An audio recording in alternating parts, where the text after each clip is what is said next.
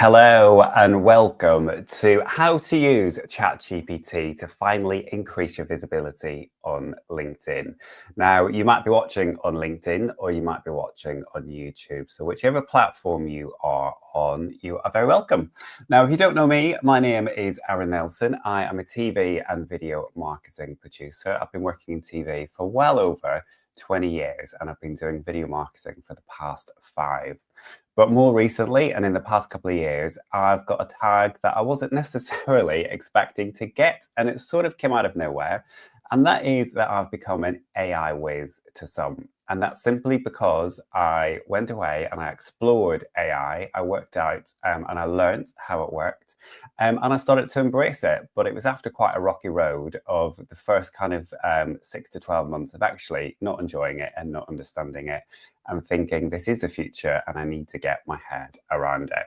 Now, whether you are watching on LinkedIn or you are watching on YouTube, let me know where in the world you are watching from and what industry you are a leader in. So in the comments of either LinkedIn or YouTube, let me know where in the world you are watching from and indeed what industry you are a leader in. That's because over the next 20 minutes, I might be able to make some of my content slightly more bespoke if I know what industry you are in. So let me know now before we dive in. Now, I imagine if you've come along to this live, it's because you've tried using ChatGPT, but it's just not working for your LinkedIn marketing. You put stuff into ChatGPT and what comes out the other end sounds robotic. You're not getting impressions, you're not getting engagement, and you now realize that actually it's time to sort that out. Well, over the next 20 minutes, I will help you start doing that. And there's probably one of the biggest things that you're doing, which means that your ChatGPT content isn't performing and isn't relating to people on LinkedIn. And the single biggest issue that I keep seeing from people is that they are treating it like Google. ChatGPT is not Google. It is not a search engine. And the more that you treat it like a search engine, the more that you're just going to get results at the other end that isn't what you want. It's not what your viewers on online platform want. It's not the type of content that people are going to engage in. So we are going to stop thinking about ChatGPT as a search engine because it is not. Now, over the next sort of 20 minutes or so, I'm going to be showing you how to write prompts to generate valuable LinkedIn content. And then once we deal with all of that, we're going to be moving on to what tools inside ChatGPT you should be using and why. So those are the 2 key things that we're going to be looking at today.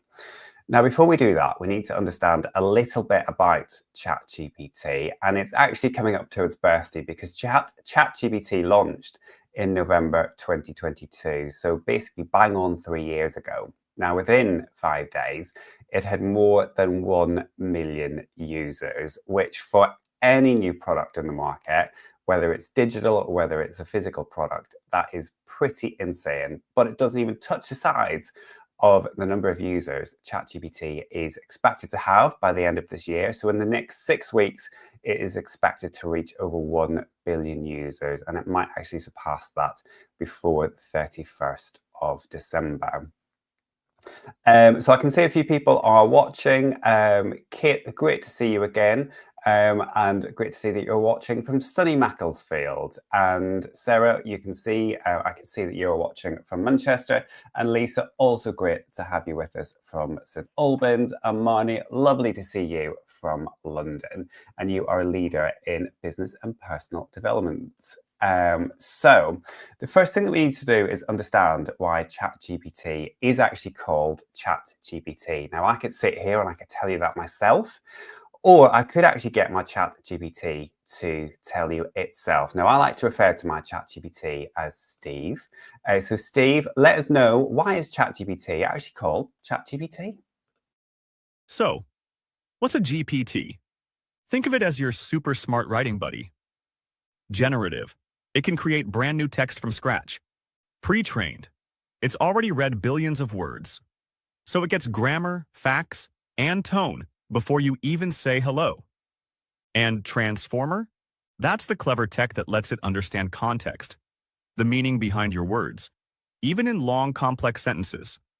In short, it's like having a 24/7 co-writer who can answer questions, draft posts, and match your style in seconds. So there you have it. Even though I'm calling my ChatGPT Steve, he has not got human qualities. He is a generative pre-trained transformer. And when we start looking at GPTs as generative pre-trained transformers, it will change how you start using them. And when you start using them differently, you will start getting results. So the first thing that we're going to do is dive straight in to how to write prompts to generate valuable content. And there is a formula for this that you can use repeatedly. So it's got any prompt that you put into ChatGPT should have 5 separate sections. It should give you GPT a role. It should give you GPT context. You should also tell it the task. You should give it details, and you should also tell it the output format that you want. So you want to give a role, you want to give context, task, details, and an output format. And that is a simple, basic prompt that you give it. It's not one line. It is not what you put into Google. It is much more complex than that. And I've got an example for you. So here is one prompt. Now, each of these lines forms one prompt together. That is not 5 prompts on the screen. So as an example, a prompt, you would give it a role of you are a LinkedIn marketing expert. And then followed by that, you'd give it the context, which is I am a solo recruiter specializing in placing senior software engineers in fintech companies across London. Then you move on to the task. So you've given it the role, you've given it the context. Then you need to tell it what its actual task is. So write me a short, attention-grabbing LinkedIn post. Now, I think a lot of us stop right there, but actually we need to carry on and give it some details. So write me a short, attention-grabbing LinkedIn post that highlights the challenges fintech CTOs face in finding senior engineers with both Java and AWS experience. So we really fleshed out what that task is by adding in those extra details. And then we need to tell it what the output format is. So using a confident but approachable tone and ending with a call to action, encouraging them to connect for a confidential chat. So all of that is one prompt. And if you want to get really good results at the end, that is the length it needs to be. So let's just go over that very quickly once more. You need to give each prompt a role, context, task, details, and output format. Now, you might think that it takes a little bit of time to put all of that together, and it would be so handy to have some prompts that you could just use. Well, I've got some for you, and the way that you can access it is by scanning the QR code that is on screen right now. Just let me find it, and I will put it on screen for you to scan. And in fact, it has just disappeared. It was there before. If you leave it with me, I will get that QR code by the end for you. And then you will be able to access those prompts. And indeed, let me show you where that would have taken you through to. So those prompts that I was going to share with you, and I will do by the end of this call, will bring you through to my school community. And in there is a bunch of resources that will help you get your head around AI, but without the overwhelm. So this is the classroom section of it, and that prompt bank is in here in the tools and resources. And there is 12 prompts in there ready for you to download. So if you stick with me for another couple of minutes, I will get you that QR code by the end of this. So let's move on to what tools inside ChatGPT you should be actually using. Because I think when you go into ChatGPT, it can feel quite overwhelming quite quickly and quite easily. And there are lots of different options in there that you should be looking at. So just let me share my ChatGPT with you right now, and let me zoom in a little bit so you can see it more. So we want to talk about agent mode first and foremost. So agent mode chains tasks together to work like an assistant. So what tends to happen with GPT is you'll put a prompt in, you'll get a response, you'll put another prompt in, you'll get a response, and it's a back and forth conversation. And actually, in terms of you using your time, it's not the most time efficient way for you to use it, because you've got to physically be there to do it. agent mode, you can actually give it a bunch of tasks and it will just go off and do it. So for example, let me just remove that so you can see the screen. I've got a task here that, well, in fact, let me show you how to access agent mode first and foremost. So if you go into that plus arrow within your ChatGPT and scroll down to agent mode, you will then see here highlighted in blue agent. That is how you know it is an agent mode. And then you give it a task. So for example, for this one, I want to travel from Manchester Piccadilly to London Euston on Monday the 25th of August. Let's change that to November, so it knows that it's doing it in current time, and that you want to be there for 11 a.m. You want to return that evening after 8 p.m.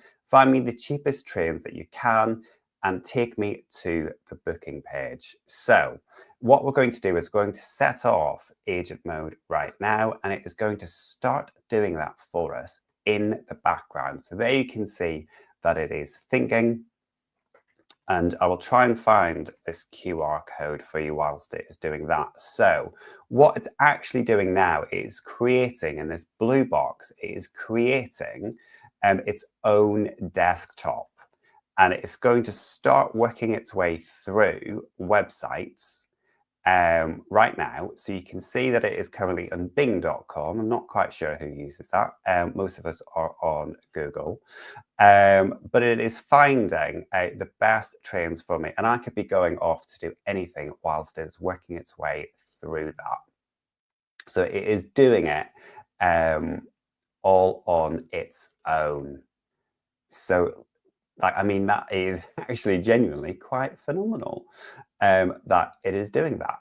And it's just doing it on its own. It's not me. Trust me, it is not me doing that. Which still blows my mind every single time that I see it.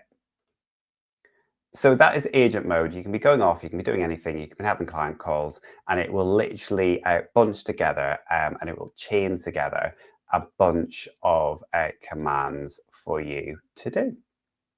So that is agent mode. The next thing I want to do is to move on to deep research.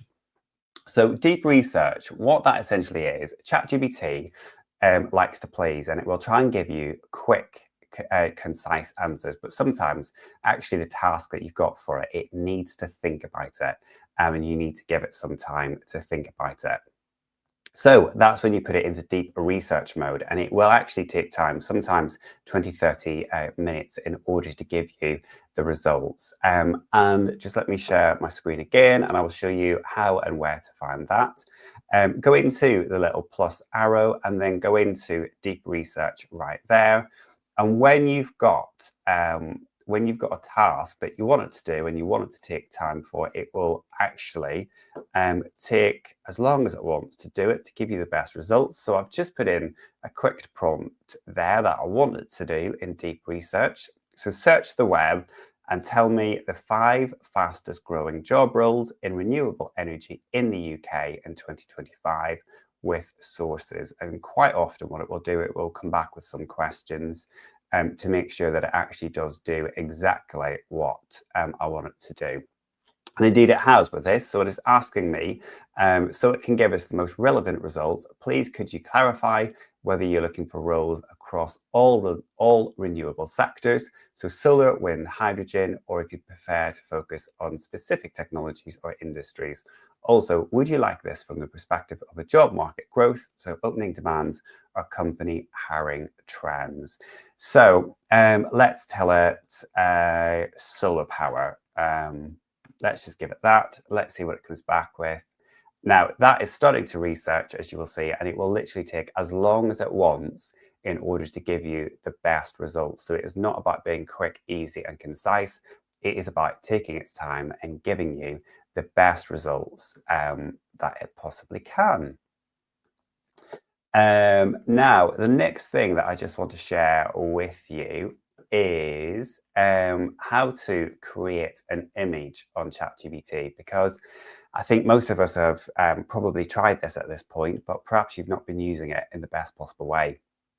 So ChatGPT can create images for you if you don't know, and we put in a prompt. Probably will ask you to clarify a few things, and then it will go ahead and it will create image. But there is one simple thing that you can do in order to make those images better that will start resonating with your audiences on LinkedIn much more. And that is actually to go into this little plus arrow again and to go down to create image. Now, if you press create image, trust me, the image that you get will be so much better than if you just put a prompt into chat without actually going into create image. So all you do is select that and then tell it as well. So, I mean, it's given me some options here.